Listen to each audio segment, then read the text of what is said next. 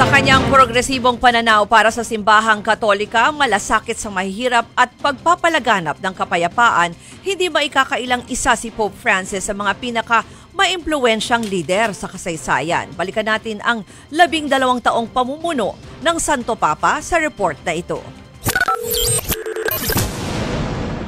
March 13, 2013, nagsimula ang pamumuno ni Pope Francis.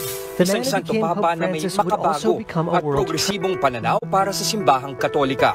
Kilala rin siya sa kanyang malasakit sa mahihirap at pagpapalaganap ng kapayapaan, kaya minahal siya ng maraming Katoliko sa iba't ibang mundo.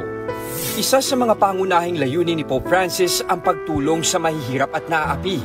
Makailang beses ipinagdasal ng Santo Papa na matapos na ang kaliwat ng giyera ng Ukraine at Russia, pati ng Israel at Hamas. Nakipagkita rin siya sa mga world leader at nanawagan ng kapayapaan, katarungan at karapatan ng mga migrante. Sa kanya ring pamumuno, pinaigting ni Pope Francis ang dialogo sa iba pang relihiyon. Isinulong ng Santo Papa ang pagtutulungan at respeto sa bawat isa sa kabila ng magkakaibang paniniwala. Kilala rin siya sa kanyang mensahe ng pagpapatawad, awa at pagiging mapagkumbaba. Bagamat pinagtitibay ang tradisyonal na doktrina ng simbahan, progresibo ang kanyang pananaw pagdating sa kontrobersyal na issue ng divorce.